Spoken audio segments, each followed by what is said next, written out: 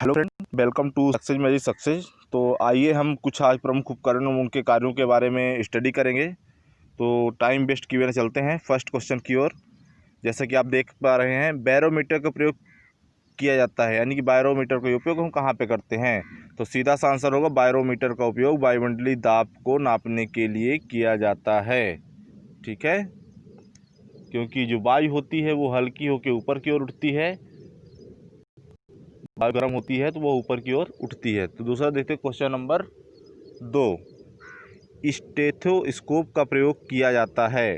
तो जैसा आपने सुना हो, कभी डॉक्टर जो होता है वो हृदय की गति को मापने के लिए, सुनने के लिए, या फेफड़ों की गति को सुनने के लिए स्टेथोस्कोप का यूज करता है। वो जब आपने कभी टेस्ट करवाया होगा तो वो कहता है कि जोर से अंदर की ओर सांस खींचिए, और वो आपके सीने में या फेफड़ों में वो स्टेथोस्कोप लगाता है और उसकी गति को मापता है। तो आपने इसको देखा होगा। इसको आला के नाम से भी जाना जाता है, या कान में लगाने वाली मशीन होती है और हृदय के द्वारा नापा जाता है। नेक्स्ट देखते हैं, कार्डियोग्राम का प्रयोग किया जाता है। जैसा कि आपको पता है, कार्डियोग्राफ हृदय संबंधित होता है, तो हृदय की गति की जांच करने के लिए कार्डियोग्राफ का यूज़ किया जाता है। यह एक आड़ी तिरछी रेखा के रूप में हमारे ग्राफ में दिखाई देता है। ठीक है, नेक्स्ट है, हाइड्रोमीटर का प्रयोग किया जाता है। तो हाइड्रोमीटर का उपयोग द्रव की अपेक्षिक घनत्व या श्यानता मापने के लिए किया जाता है, यानी कह सकते हैं इसको द्रव की अपेक्षिक घनत्व को नापने के लिए किया जाता है। नेक्स्ट है, मैनोमीटर का प्रयोग किया जाता है।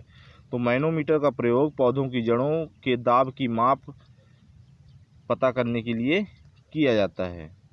फिर नेक्स्ट है, रेन गेज का प्रयोग किया जाता है। तो रेन गेज का उपयोग वर्षा मापने के लिए किया जाता है। इस पात्र को खुले स्थान पर रख दिया जाता है, और जितनी वर्षा होती है उस पात्र में, तो उसको मेज़रमेंट यूनिट के द्वारा माप कर बता दिया जाता है कि 100 सेंटीमीटर वर्षा हुई, 50 सेंटीमीटर वर्षा हुई, 80 सेंटीमीटर वर्षा हुई।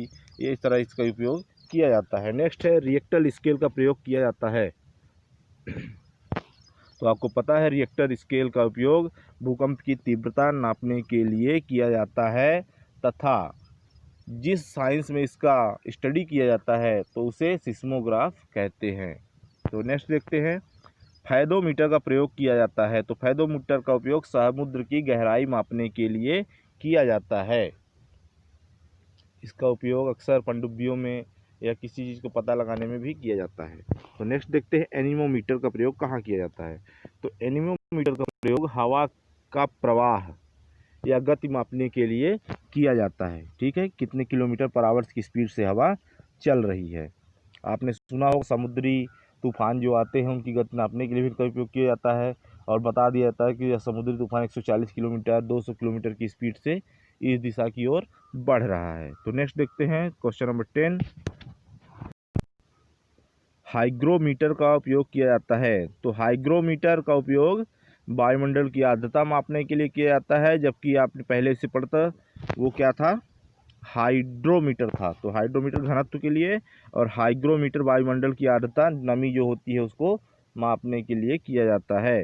तो नेक्स्ट देखते हैं क्वेश्चन नंबर 11, सिस्मोग्राफ का प्रयोग कहाँ किया जाता है। जैसा कि मैंने आपको बताया कि भूकंप मापी यंत्र होता है जिसमें भूकंप का अध्ययन किया जाता है, भूकंप का मापन। ठीक है, नेक्स्ट देखते हैं, सेकटेंट का प्रयोग किया जाता है। तो यह दो वस्तुओं के बीच कोणीय दूरी को माप करने के लिए किया जाता है।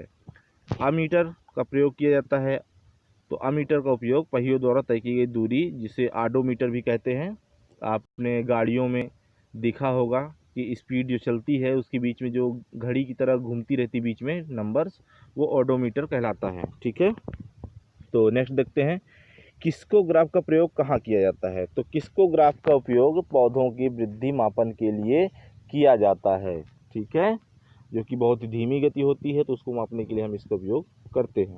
तो नेक्स्ट देखते हैं क्वेश्चन नंबर 15, टैकोमीटर का प्रयोग किया जाता है। तो टैकोमीटर का प्रयोग वायुयान की गति मापने के लिए किया जाता है कि हमारा जो यान है वायुमंडल में चल रहा है वो कितने किलोमीटर स्पीड से चल रहा है। ठीक है, तो लास्ट और अंतिम क्वेश्चन देखते हैं, क्वेश्चन नंबर 16, तो सिस्मोमैनोमीटर का प्रयोग कहाँ किया जाता है।